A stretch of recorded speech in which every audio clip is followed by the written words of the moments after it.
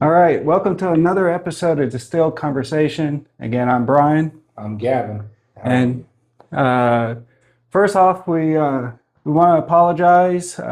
Life happens, weather happens, and when that occurs, it kind of delays things a little bit.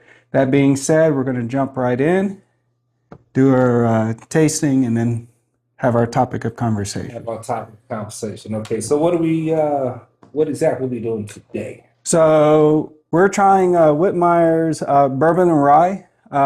Basically, I came across this a couple years ago. I'm a huge rye fan and not a huge bourbon fan. So I wanted to try to find something that kind of married the two worlds a little bit, brought in something I like, brought in something that I didn't have a huge affinity for, and maybe I could start appreciating that side of it in a more blended form. So there's a company out of Houston, I believe, and they do a blend of bourbons, Kentucky, um, and then they do their own rye whiskey. So Okay, well, now me personally, I'm not really, just full disclosure, not really a big rye guy, yeah, but I can still take an objective opinion of it, tell you what I think, you know. I'm first off Scotch person, yeah, yeah. second off a bourbon person, and everything else falls into place after that. But this is a bourbon and rye, and I have over the course of my life tasted a few ryes, and I'm like, okay, okay, okay. But you like it? Let's give it a shot. Let's see what it tastes like. Well, and you can tell me how well it kind of gives that bourbon Okay, aspect of it, sure. since that's more affinity of your world. So, Yeah, all sure. right. Absolutely. So, Do the honors. which glass do you want to start with? Oh, well, I am going to tell you what, the purest sip I'll get is if you pour it in a Glencairn Okay, glass, right? There we go. just a little tasty.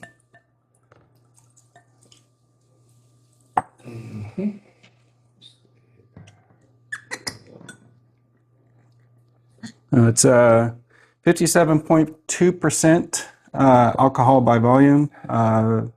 It's 114 proof.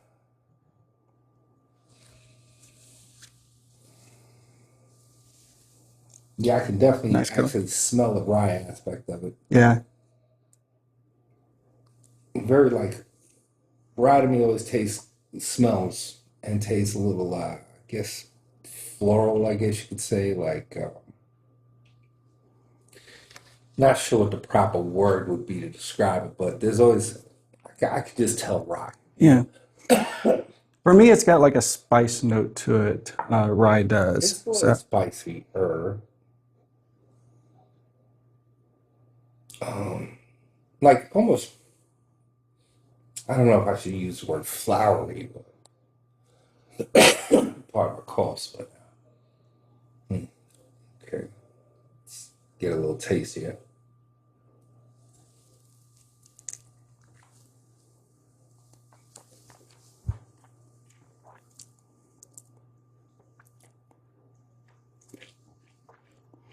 it's got that notable heat that comes with a rye whiskey. Actually, you know what? A little bit of char texture from This is the barrel. pretty interesting. It does have oh, it's definitely a rye. It's definitely Yeah, got rye in it. yeah. Definitely got rye in it. It's got that little spicy note. It drinks a little hot. It does, but I mean at 57% alcohol is supposed to. Yeah. Um, but it's actually fairly pleasing. Yeah, it's not too offensive on the nose. The fumes don't hit you, so the alcohol aspect of it isn't like knocking you back when you take a smell of it. Actually, this is something that's pretty decent here. And I'm not a rock guy, Hmm. not at all. But and okay, right now, right at the end, I got almost like an orange hit, like an orange peel, Hmm. orange hit. Um, Drink's a little hot, but you know that first sip of the day. So as we drink more, I'm sure it won't be as burning. Yeah, and then as we alter it Uh-huh. with a little bit of water. And yeah, play with it with a little bit of water. This could be pretty interesting. And I could see this being really interesting to put in different cocktails, you know, like say even honestly, even a regular old Old fashioned. fashioned, yep. Um, let's see what else. Mm, this I could taste this with maybe even straight ginger ale or something like that. But I could this is something I could actually drink neat. I Yeah, actually yeah. could do this. Yeah, this is actually Not bad, huh? this is not bad, bro. This is all right. This is actually all right. I mean, it's bringing me over to that side. And Okay. like I said, I came across this just because I was trying to find something that would be a little bit more palatable for me in the bourbon world. Yes. And I'm a really huge in rye, and got recommended by this by one of the store clerks when I purchased it the first time. And This is actually second bottle I've had the pleasure of purchasing, and So you liked enough, you went back. yes, Okay. yes, yeah. I was down to like that much on the other bottle. Let me So get a little water. Let me see what water does okay, to it. All right. want to do the your drop technique first? Yes, sir. A little water in there. All right. So if you watched the first episode, Gavin Okay. showed that one of the techniques is put a little bit of water in a glass, kind of swirl it around, Pour it dump out. it, and then 2, 3. That's my standard. there's a couple of drops. That's about two, Let's see what happens three. here.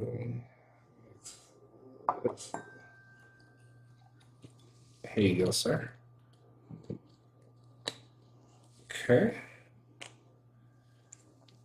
All right.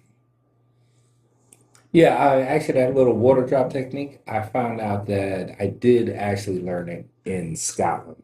Um, Me and my wife were together, and she was the one that reminded me of when we actually did it. You know, she was a lot more sober than I was. I was a little tipsy. My wife was my guardian, so You had enough presence of mind to remember that. hmm So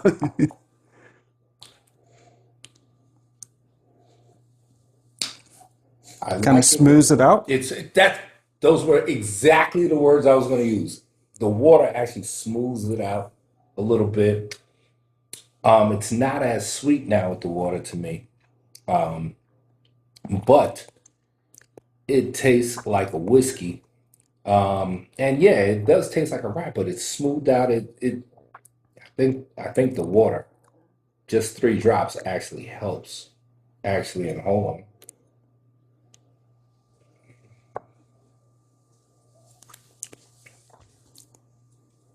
it makes it much more interesting. I think it actually opens up the door to a lot of it.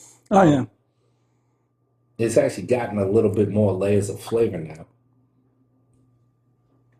I still taste that little bit of orange, yeah. There's still a little sweet and on the it's back still a end. little sweet, but now I taste a little more of the, I guess the, what's the word I'm looking for? All of a sudden, at a loss for words, but more of the grainish aspect or the rye or like what is the mash bill on this? Do you know? Mm-mm. I can definitely look it up. Yeah, what is the mash bill? Because I taste some of the floral notes, but they're not as pronounced. Um, I'm not gonna say bitter. I'm not gonna say that, but you're not surrounded completely by the sweetness. There's other things that are coming out now. I actually do like this. I can drink this now. Yeah, yeah, it's all right.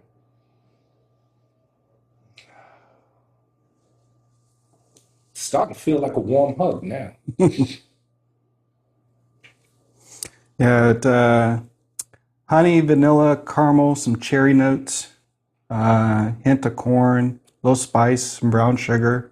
But what is the mash bill? Let's see.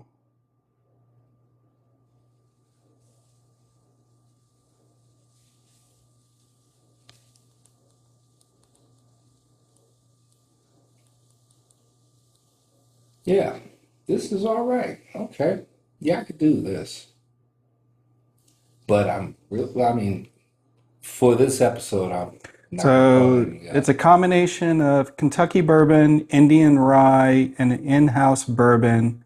Um, so it doesn't have specific Oh, because it okay. is a blend of It's a the blend. three. Okay, okay, got it. And where was the rye from? Hmm? Where was the rye from? You said an Indian, Indian, Indian, Indiana. Indiana rye. Yeah. Okay, okay, okay. So it legally contains 51% corn because of the bourbon aspect of it. Um, They don't tell you exactly how much rye is in there. the rye portion of it from the Indiana company is a 95% with a 5% malt barley. Ah, So, you know what? I think it's the barley that comes out just a little bit with the addition of the water. mm, Because I didn't want to sound crazy, but I could swear there were like aspects of almost scotch that I was tasting to it when we added the water, and I guess the barley, even though it's only 5%, but I taste it. And this is why I'm gravitating towards it. Okay. oh yeah. No, and I mean, this is one that I do enjoy just sitting down, pouring me a half glass and just enjoying. I'll do with an ice cube. Hmm. My refrigerator does rounded ice cubes, so I'll drop a round ice cube, um, put a little bit in the glass, and it's a nice, for me, it's a nice sipping whiskey. So, I tell you though, a lot of people can't sip at a high proof like this. I mean, we're a little more experienced, so we can.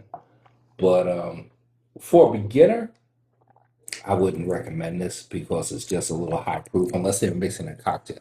yeah, I Now, mean, it definitely, and especially because of the rye aspect of it, yeah, if you're not used to rye, right, the spice can be a little bit off-putting. right. Now, here's what's interesting for a lot of people. Beginners, they'll see the high proof content and they'll get a little nervous about it.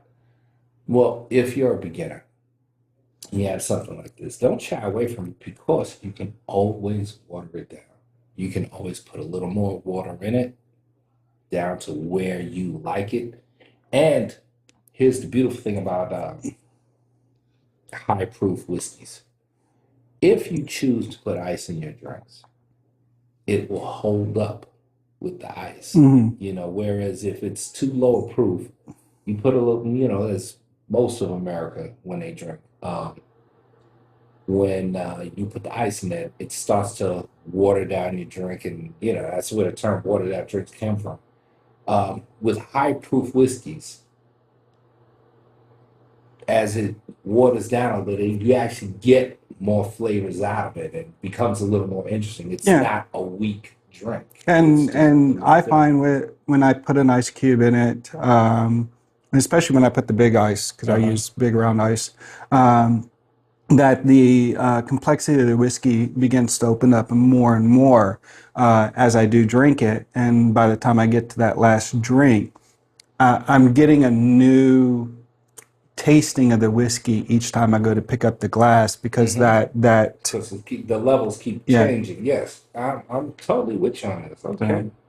Yeah, this is something, and it's actually pleasing.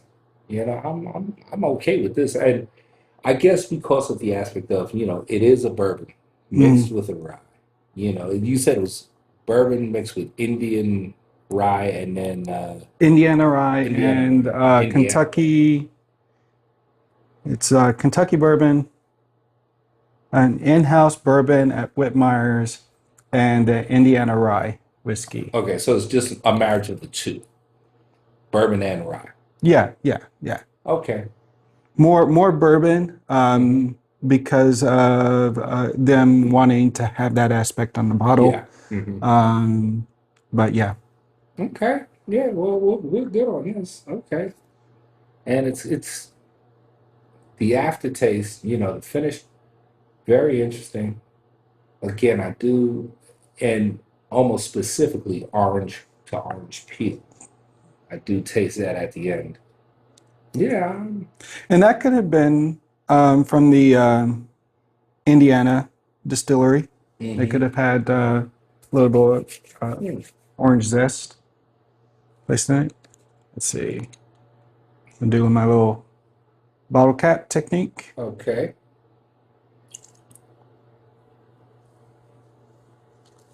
Yeah. And the beautiful thing about whiskey, you drink it the way you like it. You don't have to listen to us.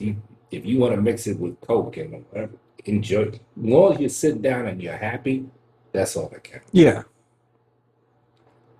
and you're drinking responsibly. And you're drinking responsibly. Oh, by the way, in case you get a little tipsy, we got a back room right there. You can knock off. No, I'm good.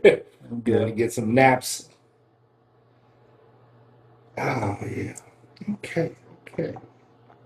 Pretty good. Pretty good. Pretty good. Ooh. Putting a little bit more water definitely opens it up, mellows it out even more. Um, Actually do a slightly higher ratio of water because I've less of the whiskey in it. Now every drop counts right here, and let's see what happens.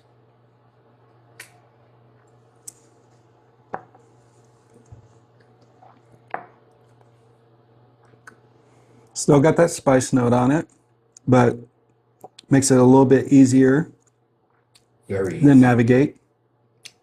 A little. The water does not hurt it. The water does not hurt it. Really easy to drink.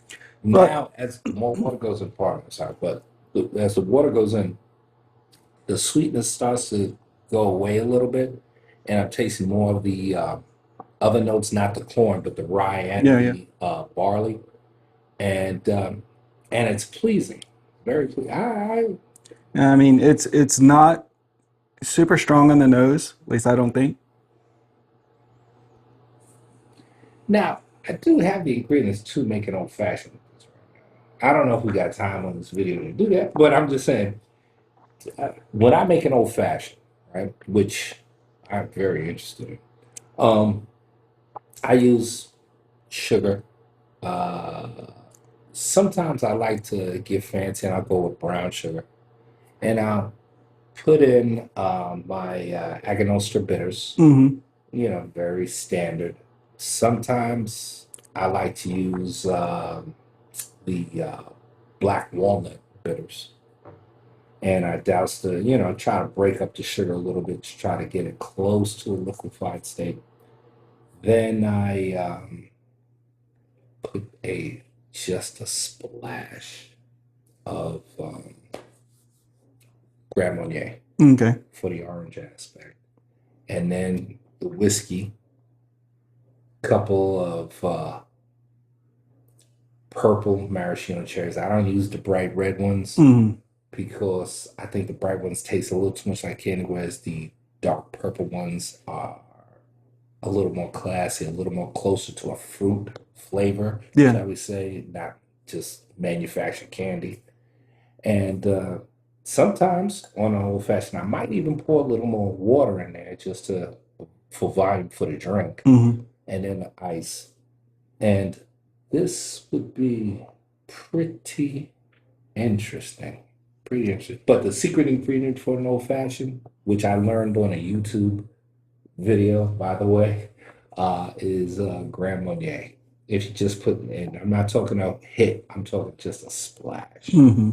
you know. So, mm, I like I've been to one place that did old fashioned. They used like a mixed berry, mm-hmm. not puree or anything like that, but just like mixed berries in it. Okay. Okay. And that also gave a nice little texture and flavor with, I think it was blackberries. I think there was a blueberry in there. Of course, some orange zest, um, cherry.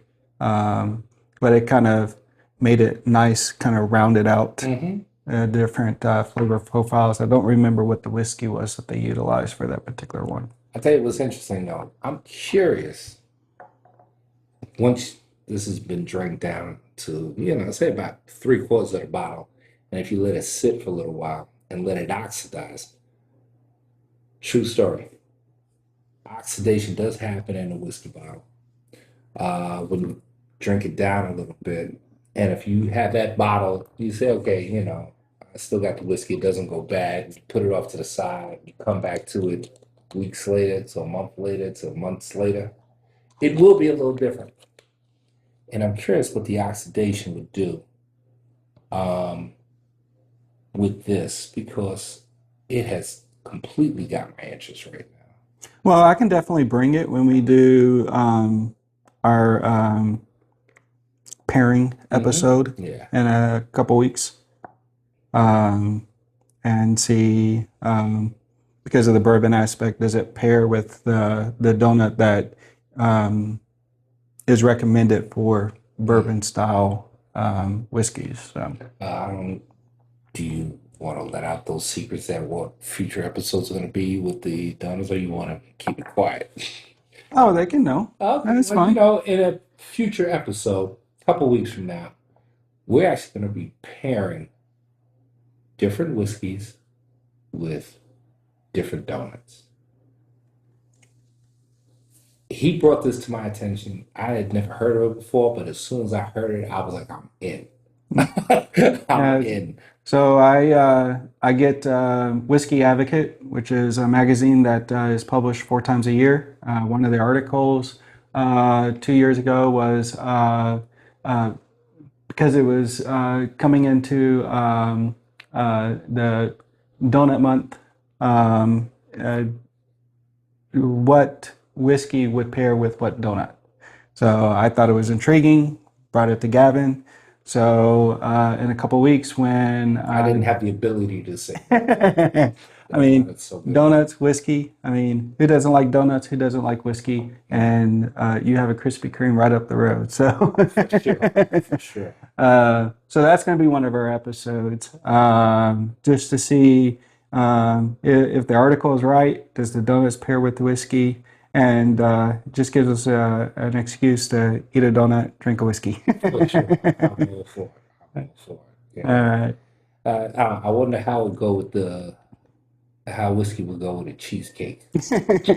Like, Maybe that will be one of our December and episodes. I was just joking around because I had just watched that Diddy documentary, Hmm. and it brought me back to when Puffy was making the band, and he had them doing the walking across from Manhattan all the way to Brooklyn to go get him cheesecake, Yeah, yeah. and they were talking about that in Diddy documentary, and just it the whole thing with the cheesecake, and just I'll be honest with you, that Diddy documentary, Well, ease. I remember that particular episode Hmm. on Making the Band because I mean, who didn't watch MTV back in the day? Really, Correct. MTV was the biggest thing that was out there. If you wanted to watch movies, if you wanted to watch music documentaries, and at the time, Diddy was one of the biggest names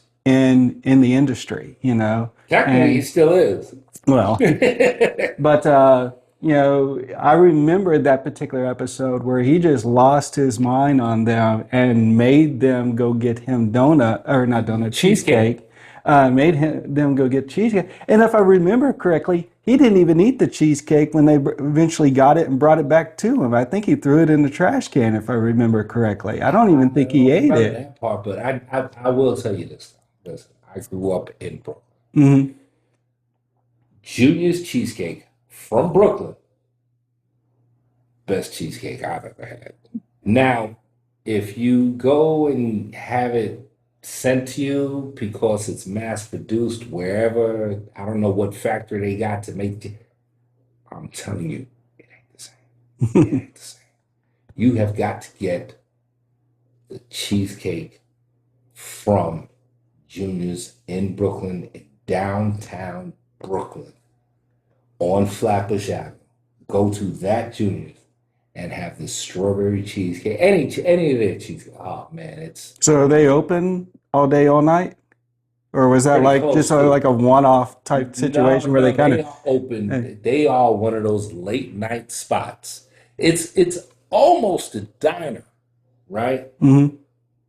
But they are known for their cheesecake. They've been known for their cheesecake. Nobody in New York doesn't know about Junior's cheesecake. Mhm. The And quintessential New York style cheesecake. Huh? absolutely, I I love a New mean, York style cheesecake. there Ah. are there's some competition out there with a few different places here and there, but Junior's has stood the test of time. But when you get it, let's say you go to some big brand stores, wholesale stores. I'm not going to say the names, but when you go there and you get the things in the frozen section and it's supposed to be junior, it ain't the same. I Yeah, promise you that. It is not the same. If you really want Junior's cheesecake, it has to be made there, where you get it from, in Junior's. where they didn't add certain ingredients to keep it To keep shelf. it, yeah, Yeah. shelf life. Man, I tell you, whoo. But Oh, since you uncorked that bottle, yes, sir.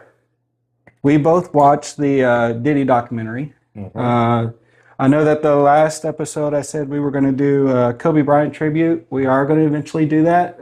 We're too far removed from his passing, so we don't think that would give him the honors that he needs. So we're going to do that particular episode on the anniversary of his retirement when he scored 60 points Hmm. before walking off the court. That being said, we decided that we were going to watch the 4 episode Diddy documentary produced by 50 Cent and give our little take on it. What we thought concerning how it portrayed Diddy through each of the different episodes and if it changed our opinion on him as far as you know how we saw him in the industry. Well, you know what? Um, I'm probably going to enjoy this episode a little bit more. The reason why is because with this wonderful, wonderful Whitmeyer's whiskey, right? I'm going to be really honest about what I felt about that video.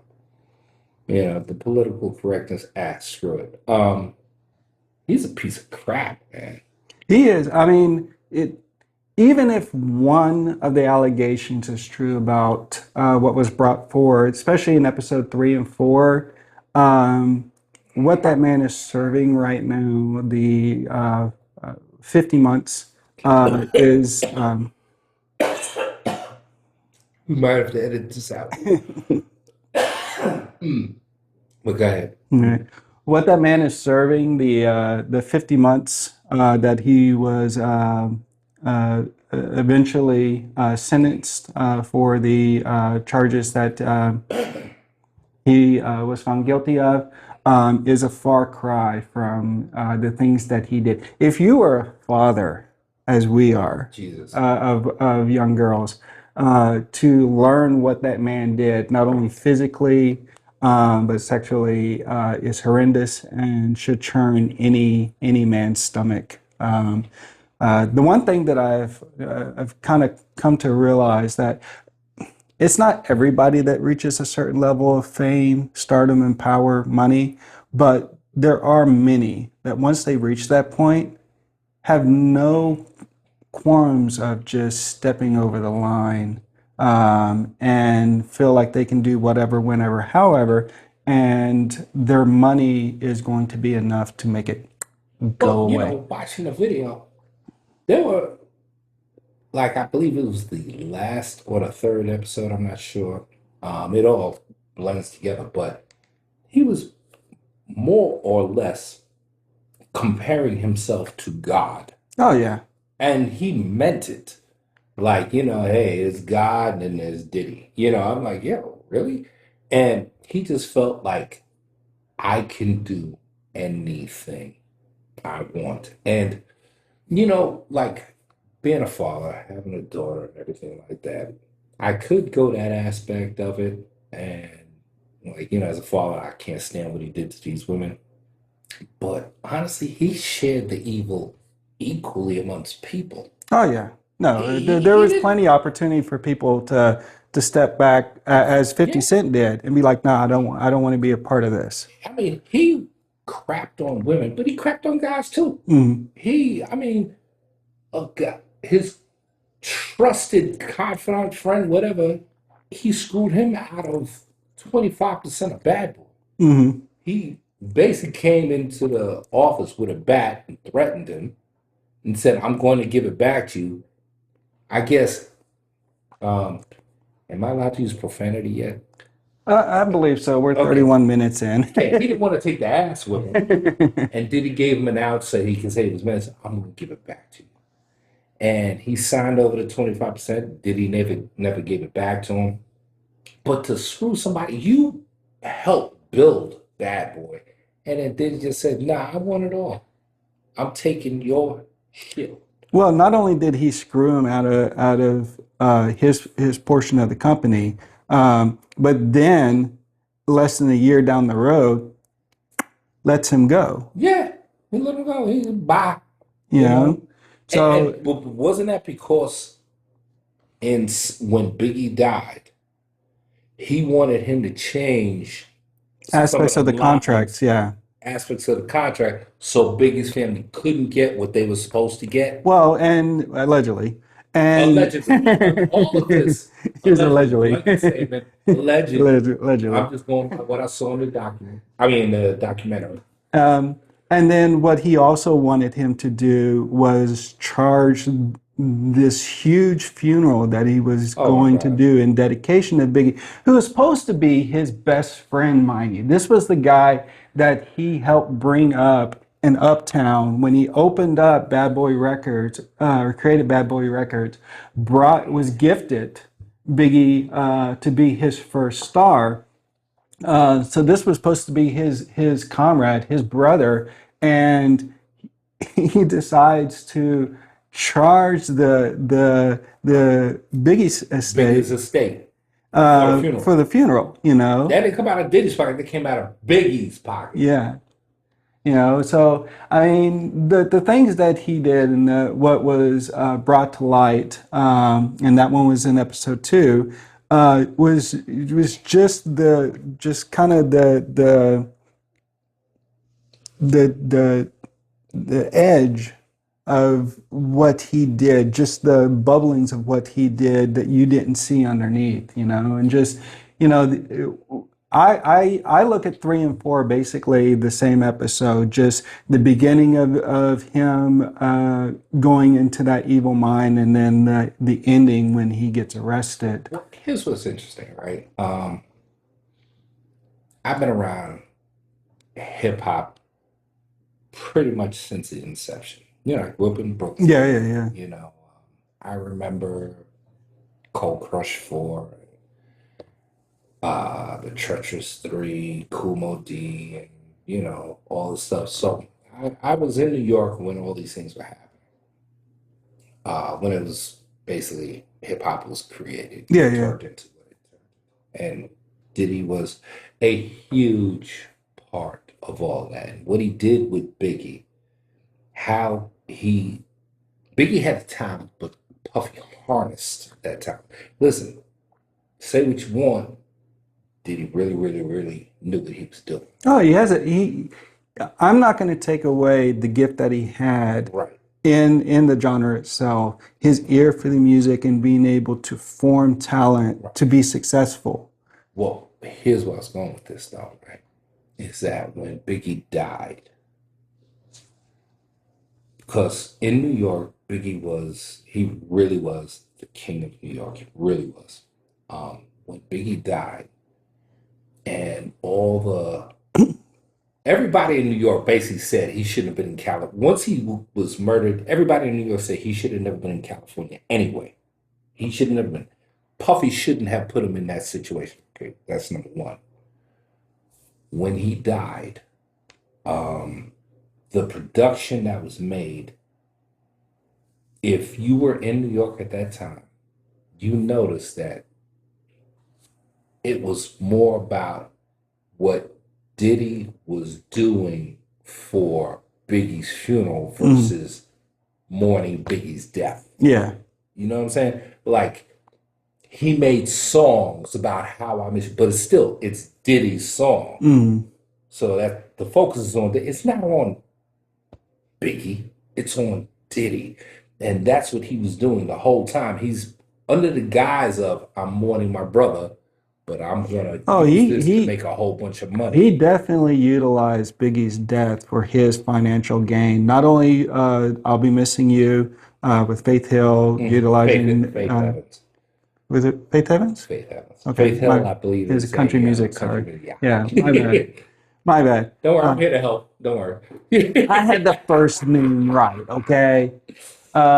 But I mean, using the police song, having Sting there Mhm. for the MTV Music Awards, I think was great. But he definitely used those aspects for his financial gain. More Money, More Problems, when he did that song in collaboration with Mason, had Biggie, not only a video of Biggie Yep. in an interview, but had I guess, a previously recorded track that he did from some other hmm song that they were able to kind of manipulate for that particular song. I mean, he made it seem like he was doing it to honor Biggie at the time, but it hmm was definitely brought to light in the documentary that it was more for him being lifted up more Yeah. than lifting up Yeah. Biggie, you And know? and you know what? And it's very sad. There comes a line, a time where you gotta be a human being. The money, the fame, the power, all that. Yeah, everybody wants a little aspect of that. But there comes a time where, listen, man, I have to honor my brother. I have to honor my family. I have to honor myself, my integrity, things like that. And, he was just a person. It's all about me gaining power and money and fame and everything. It was never, I will take a step back so you can take a step forward. It was never about him ever, ever taking a single step back so that somebody else could move forward. Never, Mm.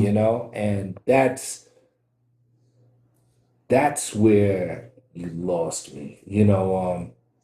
Yeah, when I saw episode 2, the one thing that came to my mind as things were brought to light, not only the relationship that Biggie had with Tupac, which I didn't know that initially was a friendly relationship. That I didn't know that that either. that Tupac was instrumental in helping bring Biggie up into the industry, had him Oh no, opening. that I knew, but I didn't know Tupac and Puffy actually slightly commingled. I didn't know that, but I do know Tupac was instrumental in getting Biggie starting going. I mean, in my world, being a Right. white person, all you saw during that period of time was hmm this East Coast West Coast Okay. war, Bad Boys and Death Row Records, and this back and forth that Biggie had with Tupac, not knowing that it was actually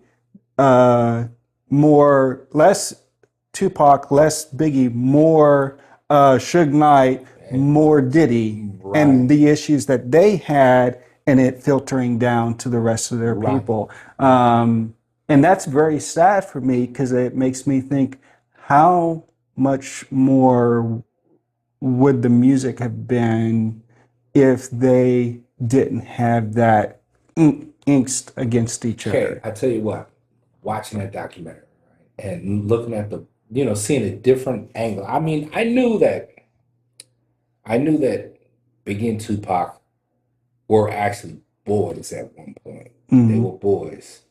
And while Tupac was in New York, Biggie was saying, "Hey, look, you can hang with this dude, but these dudes maybe might not want to, whatever." But they were boys, and if it wasn't for the jealousy, now how Tupac got set up, there's still murky waters on Yeah, how that his first actually shooting. happened. How did they know? Well, the shooting outside Yeah, the. it's a shoot outside the studio. How did they know Tupac was going to be there? Things like that. Who set him up? I mean, there's some stuff going on there that I can't confirm, so I won't speculate on it. Just somebody had to let them know Tupac was coming there, and they went specifically for Tupac. Hearing that Diddy had a jealousy for Tupac because of his friendship with Biggie. If you take all the jealousy out of it between Suge and Diddy and all that, Mhm. if Tupac and Biggie could have remained good friends, things like that, and once Biggie's contract was over with Puffy, what music might have Oh happened yeah. between the two of them? Could you imagine a team of Tupac and Biggie? And listen, Jay-Z was Coming Biggie's up. boy too. Jay-Z and Biggie always promoted Jay-Z, always promoted Jay-Z. That could have been, hip hop, it would have changed the entire course of hip hop. We the stuff that you hear right now, we wouldn't hear right now. It would be a Hmm. whole different pathway of hip hop if those two would have survived. Yeah. And if they didn't have the beef that was really pushed by Manufactured. Yeah. Suge Knight and Puffy. So it's sad. These are Yeah. the things that happen. And then, we'll dive a little bit more into episode one because usually you have individuals that were around during that time and Mhm. have firsthand knowledge of the City City College. College stampede.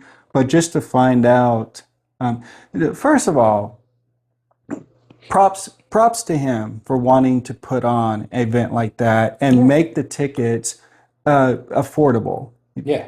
Hindsight being 2020, venue was too small, tickets were too cheap, and the locale that they were utilizing to sell those tickets weren't keeping a good enough track on what was going in and out as far as sales goes. So they didn't have any idea how many tickets they had sold at the time that the show was going. And then when they were about ready to open the door, they're seeing this massively huge group of individuals out there not having things properly prepared. And then, of course, the stairwell leading down to the gymnasium, the doorway being created to open uh, inward Hmm. towards the staircase versus outward, which led to the the issue of people getting crushed down at the bottom of it. Well, Just one thing cascading after the other okay. is just.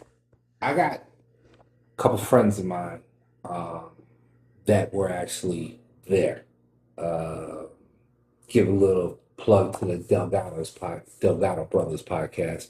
Um, I got a couple friends of mine that were actually there, and they actually knew Puffy around those days. Okay. Not tightly, but they knew him, and they were around, and another close friend of mine, rest in peace, Miguel Navarro. He was involved with almost every party that was in New York at that time.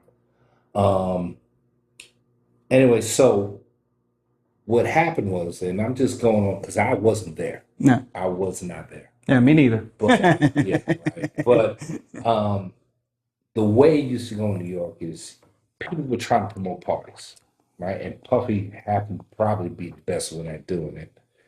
They were promoting parties, trying to get people to come, charge some money at the door, make some money, and he threw on a bigger event than anybody else, at the time at City College, and he figured, you expect to have this many people, but looking at what happened, he probably had twice, three times as many people as he actually anticipated. Well, if I remember with my notes that I wrote, the venue itself, the gymnasium, could hold just under 3,000, Uh-huh. and nearly 5,000 people showed up. Well, here's the thing. You're hoping to get like maybe a 70% crowd. Yeah, yeah. He got a 200% crowd, Oh, yeah. you know? Well, I mean, look at the names that were there at the time. Right. So he was arguably the best promoter in the game at the time in New York. He wasn't thinking about security to stop people from doing what they call the bum rush. Yeah, yeah. The bum rush in New York is like, yo, we gonna bum rush the door, meaning everybody it's like a football team, but you got 50 people with you and you're just forcing your way forward. And that's what ended up killing people Yeah, yeah, ultimately. And he wasn't thinking in that aspect. I really believe he had good intentions. I really do. No, I think he did too. You know, You know, it's just it just, bad circumstance that trickled worse to worse, worse, worse, well, you the know. thing is that, okay, now, New York at the time, what was the year that this happened? This happened, and I'll tell you the mindset of New York. Um, I'm going to guess It's early 90s. early 90s, right? Okay, early 90s, late 80s, early 90s, something like that. And New York was kind of 91. 91, right? Right around that time. New York was kind of the wild, wild west a little bit. That's when, really, I mean, that thug mentality was very prominent. And, you couldn't go to a certain party when if you weren't somebody special and you had a gold chain sticking out, they were coming to get it. And there were a lot of people in New York at the time that were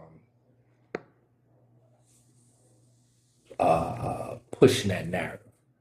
So, in order to be tough and things like that, there was the bum rush. It's like, yo, we ain't paying to get in, we going in. And so, when something like that happened, I don't think he anticipated. I know he didn't Yeah. anticipate that Well, happening.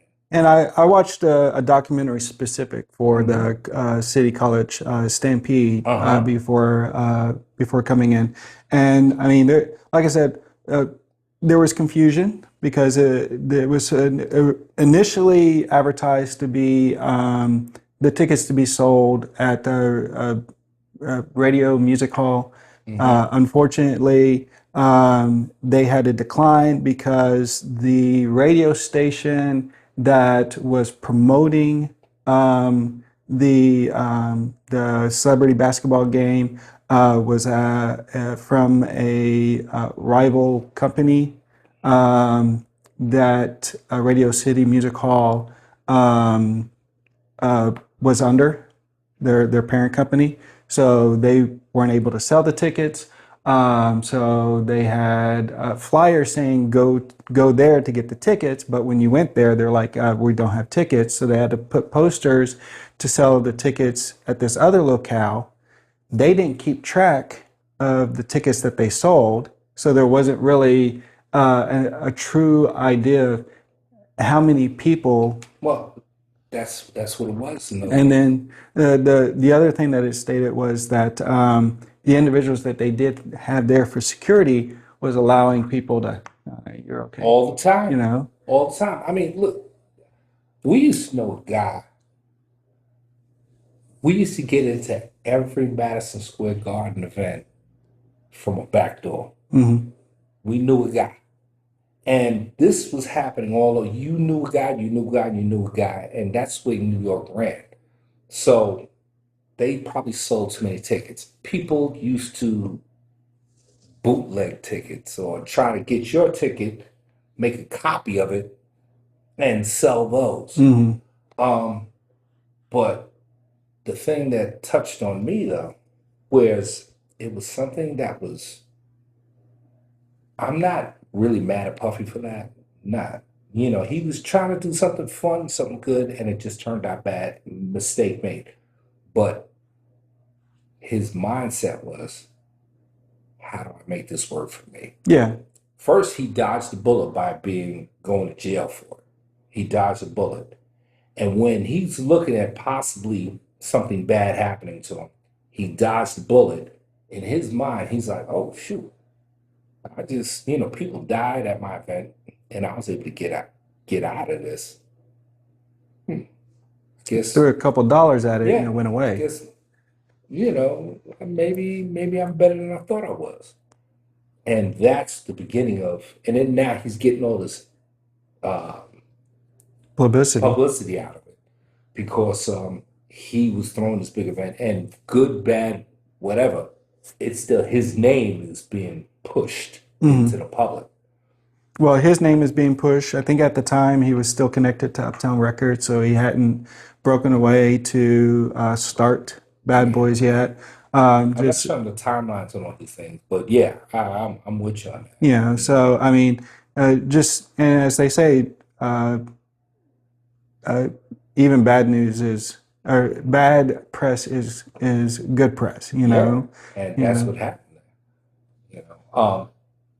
Puffy, he used that for his next project because now you know his name, and he just grew, and then that power just turned him into a freaking demon. Yeah, I don't know where the twist was because the documentary. So I love episode one. I love the fact that episode one shows Diddy coming up, stepping away from college to pursue his dream of being in the music industry, becoming a low man on the totem pole, nobody, coming up in the industry that way, being in charge of some of the biggest groups out there. I mean, I did not know that he managed Jodeci. Oh no, I did not know that at the time. I knew who Jodeci was, but I didn't know he had that level of involvement with Jodeci. Mary J. I knew he knew Mary J. Blige, no, but I didn't know he had that involvement with her. Just coming up into the industry as he did.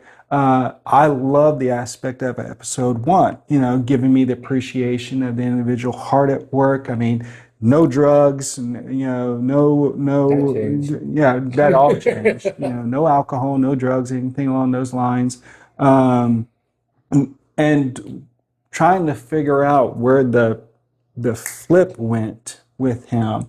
I, I'm watching the different episodes and I can't see. It was just like this gradual just molding from a man Well, that had a desire to be in industry and be influential to being what he was in episode four, well, being arrested and carted off. here's the thing I've learned, right? Guys that people, not guys, people that are coming up and they feel like they've been they've been taking lumps to get what they got to get, treated unfairly to get what they got to get. Um, they're willing to do whatever to get what they got to get. They'll sell their souls and things like that. When they get to where they get, now you want to make everybody pay for what you took. And like, uh, not to go off on too much of a tangent, don't let me go too far with this, but like in New York, the New York police force was there were some individuals in any police force. there's some individuals that are really bad cops. Hmm.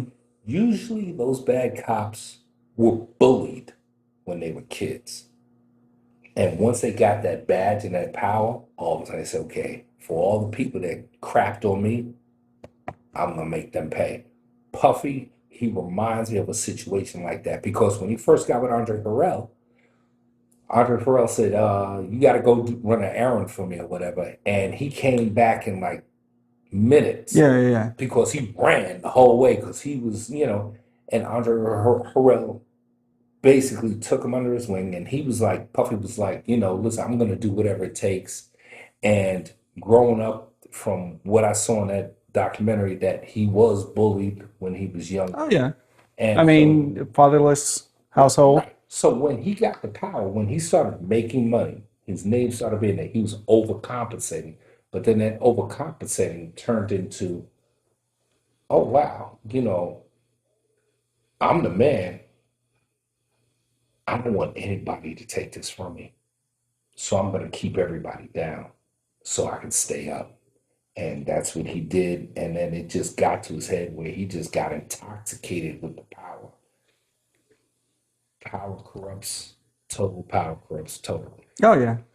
Oh, I mean, and the to learn, what he was able to do, as they refer to in the documentary, the shell game he was able to do with the money, so that even his talent didn't realize exactly what was being brought in, Mm-hmm. and most of them were having to, live, hand to mouth, even though they were selling, massive amounts of albums and stuff like that, they were getting barely anything to live while, Diddy is sitting there living high on the hog, um, in mansions and stuff like that. I tell you, just that Craig Mack story where Craig Mack's like, yo, dude, I'm broke, man.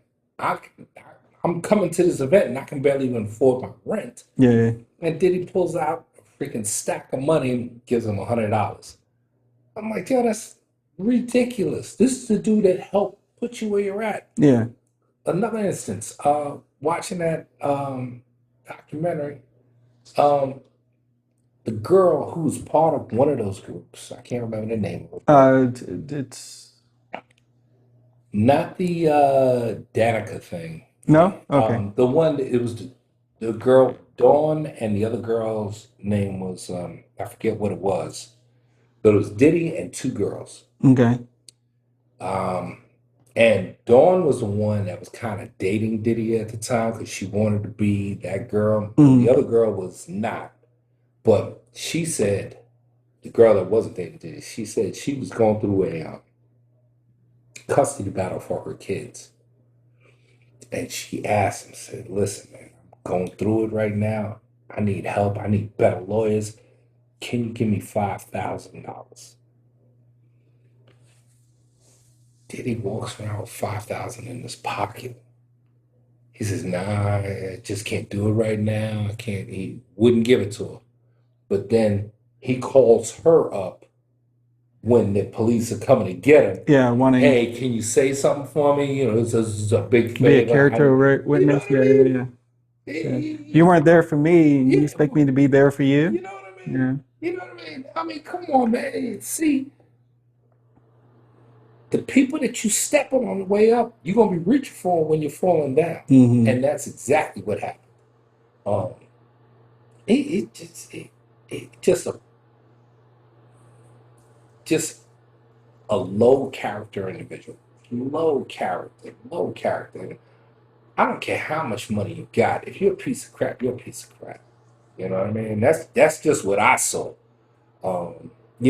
Not to say, I'm not slightly biased because when my oldest daughter um basically asked him for an autograph, he pretty much rolled up the window. So I'm a little biased. I'm sorry. But that's who Diddy was. Yeah, he a piece of crap. So, And so uh, big respect for 50 for producing this documentary.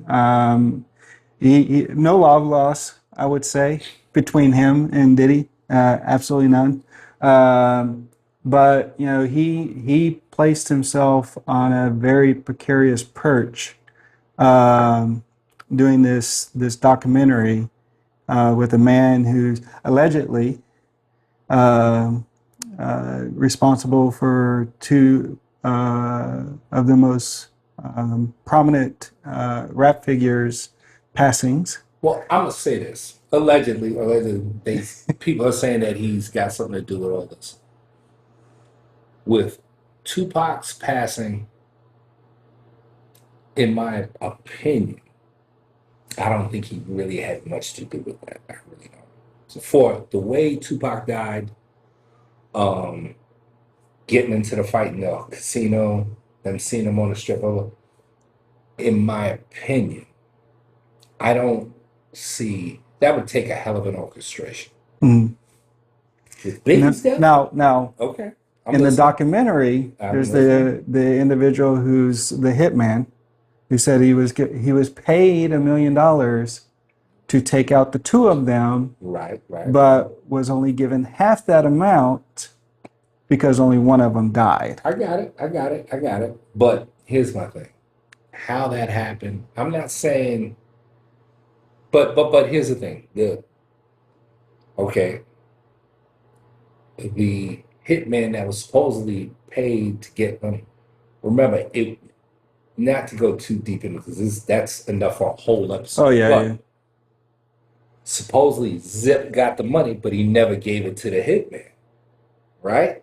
So this dude was never actually paid. Zip got it, half of it, and then supposedly didn't bring that money to. So that leads to speculation: did it even really happen? I'm No, just there's a saying. lot of aspects of the documentary, like Allegedly, everything, you know.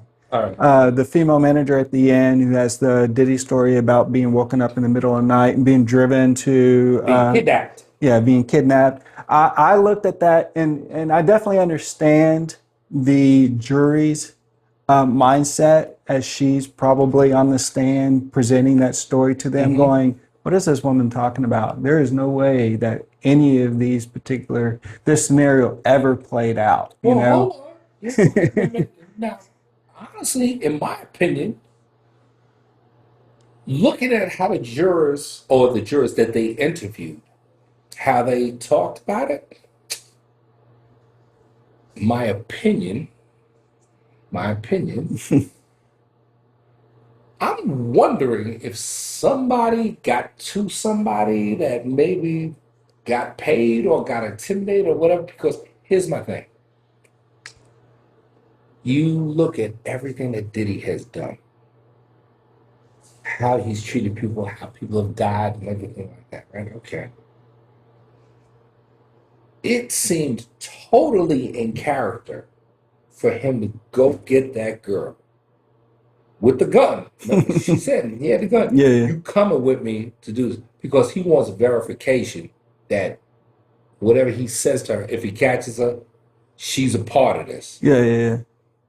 And he went to go do whatever. And then all of a sudden, while he has her, he calls up Cassie to say, yo, I got such and such with me.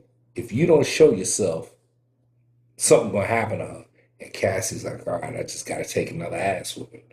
You know what I mean? She's kind of used to it by now. She's like, all right, whatever.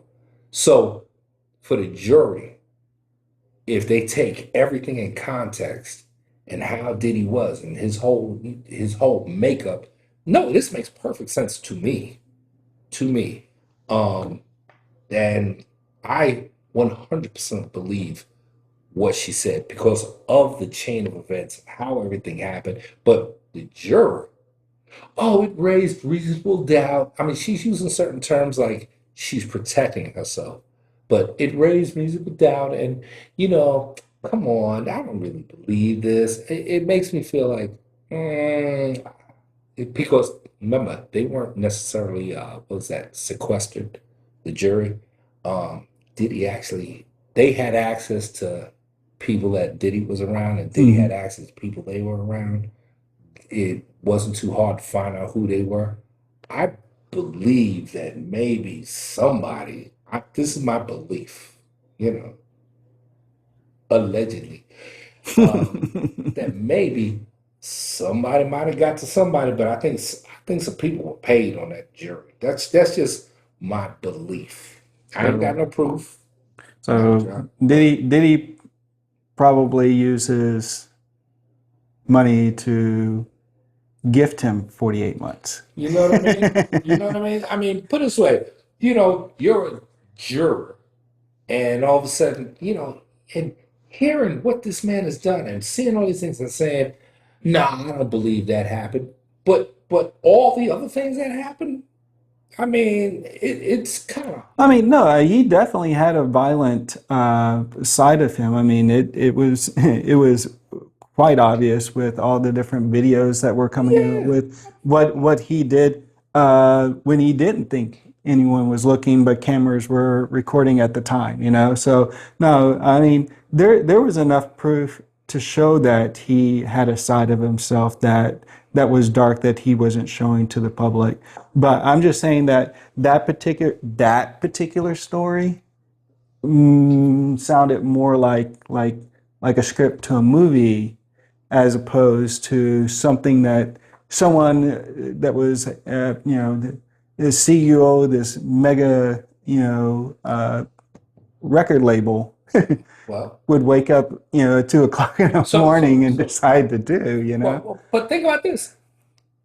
Does it make sense to send some people at 2 o'clock in the morning to go walk 15 miles to Junior's to go get cheesecake? No, but that makes for good TV. It makes for good TV. But all I'm saying is that there is nothing that I don't put past this man. No, Nothing. no. I mean, hindsight being 2020, Hmm. watching the documentary and then diving into some of the other stories about what he did behind closed doors. I mean, just absolutely horrendous. The character of this man as he portrayed to the public and as he showed privately. Just. Um, and like I said, I don't know where the flip went with him. I don't know where this, young, I believe it was always inside of him. He just hadn't had a chance to express ju- it. just That's my could have belief. been, could have been. I've just seen people in people I personally know, people I personally know. They might have been the underdog for years. Then all of a sudden, when they got a little bit of power, all of a sudden you see a change. Like, yo, dog, you getting new, you know.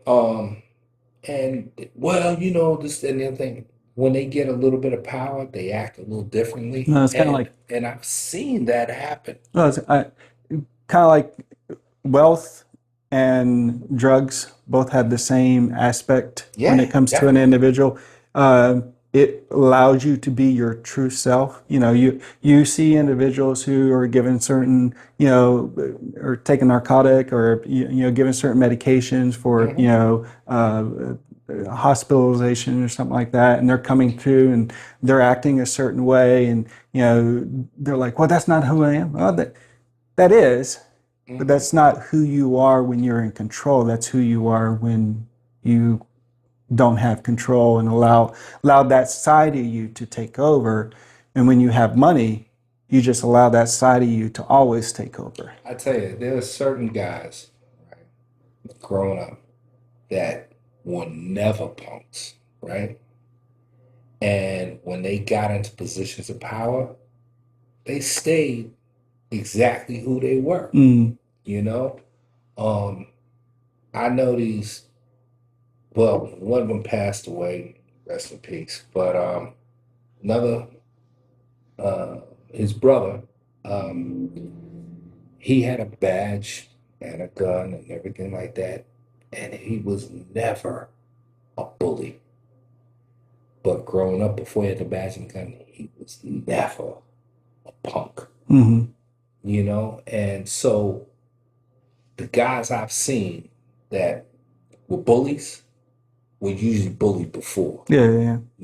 They were usually punks before, And Diddy, they said he was a little awkward, a little nerdy when he was a young kid trying to keep up with the other kids and things like that. And just when he got that power, you know. And then, oh, hold on, this is a huge aspect. Oh, hold on, here we go.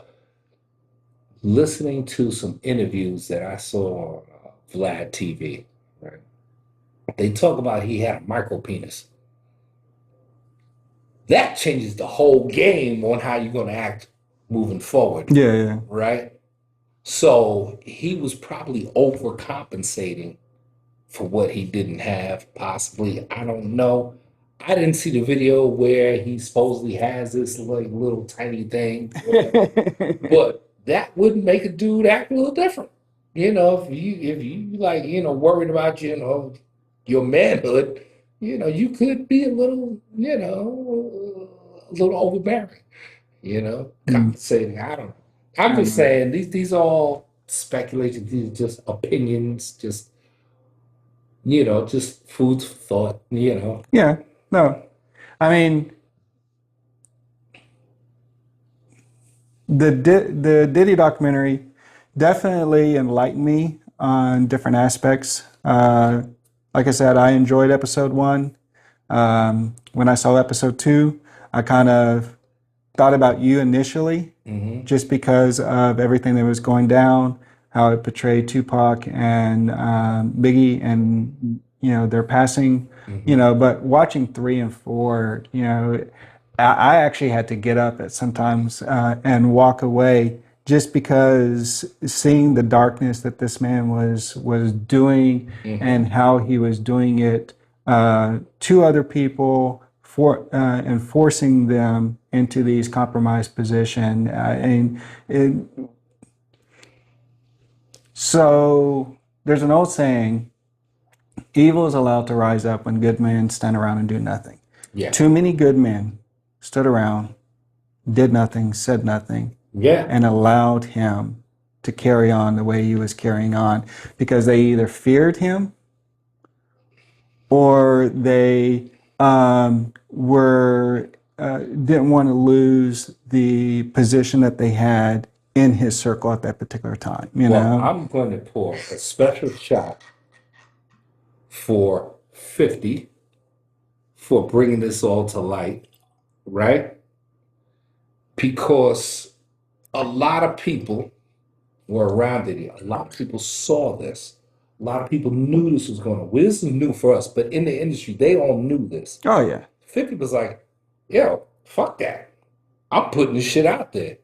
He wasn't scared to do it. He didn't have a problem with doing it. He's like, yo. And this is all footage of what Diddy's doing. This is all footage of people that are going on the record and saying that 50 was like, yo, man, I don't like him for a reason.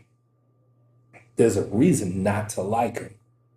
And he says, I'm putting it out there. And like you said, evil rises when too many good men do nothing. Well, he's doing something. And yeah, it might not be the orthodox way to do it. and a little late. A little late. Yeah, definitely a little late. I mean, no, I say a little late, and I say that jokingly. He did speak out. He did. He did. He may have not been overtly forthcoming about what was going on behind closed doors, but he made it known that he had no Yeah. affection, no feelings for Diddy You and know. that particular circle So that he lived in. can't just hold on, Yeah, just 50. Thank 50. you.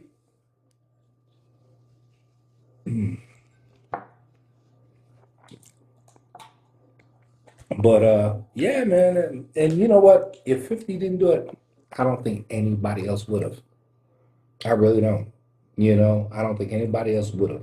They would have just I don't. If they did, I don't think it would have carried as much weight. right. This documentary may have still came out. The video that Diddy's people are saying was stolen may have still eventually been sold to some third party that was trying to do a Diddy documentary about him getting arrested and everything leading up to that. But the fact that 50 not only put his name behind it, but physically promoted it Mm-hmm. on talk shows, on different platforms gave more light to it Hmm. because this is an individual that came up in the industry, is respected in the industry, and is not known to sit there and fabricate, Right. stories And about. and they know um, the only way to really say this is to say it the way I'm not saying. 50 don't give a fuck. He's like, I'm like, yo, I'm gonna do it. You're not going to intimidate 50. He's just not gonna be intimidated. And that's what Puffy has lived his life on. He's been pushing that narrative and intimidating people and things like that. I mean, I'm just going by the evidence that's in front of me, Mm. you know. And also he rolled the window up on my daughter when she asked for an autograph. I forget that, but 50, if he wasn't involved with this project, it probably wouldn't have really gotten going because roadblocks that the other people would have Oh, had, 50 people, yeah. the roadblocks that Puffy would have put in the way or Puffy's people would have put in the way for whoever was trying to make the document. But once 50 name is attached, kinda, that's a hard juggernaut to stop. You know what Yeah. I mean? Well, So, and it like I said, it holds a little, that wasn't there if 50 wasn't, mhm. backing the documentary. So, all right. I think that's a good spot to stop for this Mhm. particular episode. I am not going to make the mistake of saying what we're going to be doing next episode. You're just going to have to show up and find out. You live, you learn, you move on. Please forgive us for any delays that does occur. We do have a life outside of Mhm. this. Eventually, we would like to be able to do this full time, but until Mhm. that moment So happens, that moment happens. weather happens, life happens. But when we're able to sit here on our Saturday and review whiskey and discuss a topic, we're going to be here to do so. Correct the window. All right. Thank you again for joining us on this episode. Leave a like, leave a comment down below. What did you think about the documentary? What whiskeys would you like us to try? What topics would you like us to discuss? Nothing's off the table. We discuss topics of sports, entertainment. Doesn't have to be basketball, doesn't have to be music in general. Anything's on the table, let us know. Until then, thank you again and see you next time. And um, Good. I can't wait for the donut pairing with All something. right. All right. Till next time, have a great day.